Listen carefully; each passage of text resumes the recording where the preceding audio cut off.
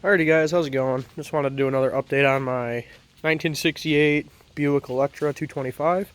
I call this the Project Farm Find. Like I said in the previous videos, if you guys haven't been on the channel, this car's been sitting for about 20-25 years. Guy parked it, had some engine issues, which are really simple, just needed a water pump. But had a simple issue like that, guy parked it, never drove it again. Well, I got my hands on it at a freaking auction, and I bought the car for $100. Chicken! Freaking chicken. He's always yelling at me. Would you stop it? Oh, sorry, it's a rooster. It's a rooster. Yeah. Anyway. So it's got a 430 V8 with I think it's a turbo 400 trans. Put a new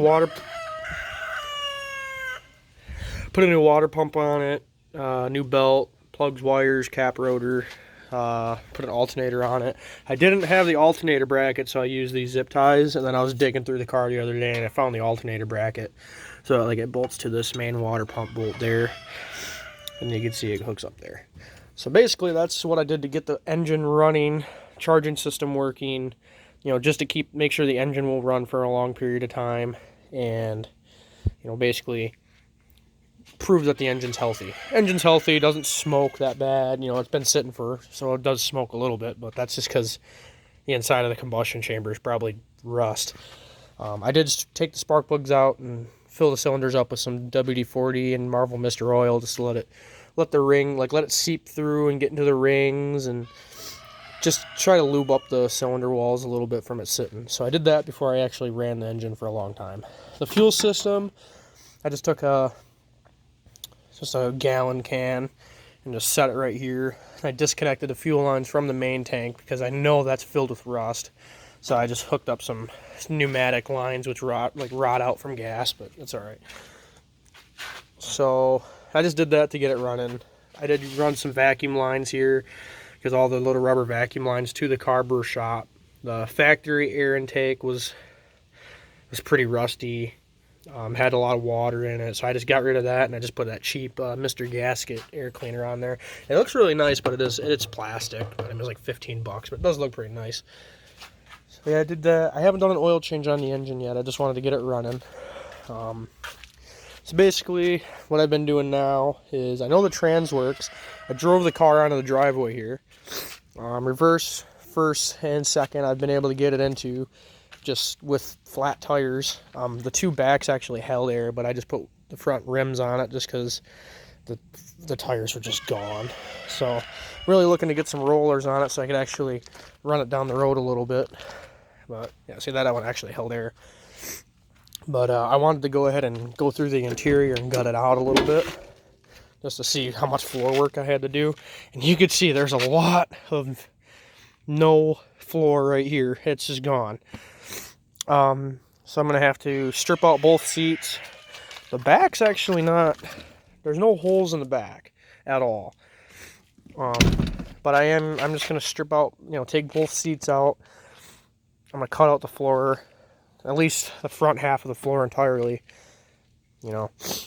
completely redo the floor. I'm going to have to, because this is going to be a street car, so I shouldn't say a street car, but I'm going to run it down the drag strip a few times. Just for, fun during the summer. But that's the plan with that. I got to completely redo the floor. Engine and trans, it's going to be GM Performance 454 with a turbo 400. So that's the plan for this car. Like I said, I have it up here because I'm going to redo the front brakes. I'm not going to convert it to disc yet because the disc brake conversion costs more than the car itself. Yeah, trunk's open, trunk's floor is pretty solid. It's a hell of a deal for $100. Yeah, that's a quick update for this thing though. It does have a little bit of a dent right here, just a little bit. But I'm not touching the outer part of the body. I'm just focused on the interior. Taking the seats out, put a couple buckets up front, and I'm just gonna build like a cheap roll cage. Got my electric fans. I'm going to put a different radiator and trans cooler and all that stuff. Get rid of the R12 air conditioning system, because you got that big cooler right there. So that's got to all go. Probably reconstruct the core support. It's gonna be a fun build. Just wanted to get it, get a little bit of work going on it, Let's see here. Look at this. Shot. But yeah, it's got some nice patina on it. I'm just gonna leave it that way because that'd be pretty nice rolling 600 horse in this frickin' boat. Oh yeah, it's got a low pinion GM rear axle. I'm not exactly sure what it is, or I should say Buick, but I don't think it's gonna hold up to 600 horse. So I got to figure out a rear axle too, and that drive shaft's got to get. I gotta get a bigger drive shaft. Got like a 3-piece rear drive shaft on these for some odd reason. So basically the whole drive line's got to get rebuilt to hold up to that much power. But yeah, you can see why the tires didn't hold air. It's been sitting on that tire flat forever. So yeah, just a quick little update. I know it's not much, but I don't really have the parts or the time right now to start tearing it apart, and it's just where it's at for the moment. But as more parts come, I'm probably going to order a carburetor for this motor just to get it. Because if you go more than a quarter throttle with it, it'll start bogging down. So it needs a carb. It just needs a new carb. So I guess I'll just order a carb because the engine's healthy right now. And it'll probably take a couple weeks to get the carb from eBay. It's just a Holley 770 CFM carburetor. That's the OEM one.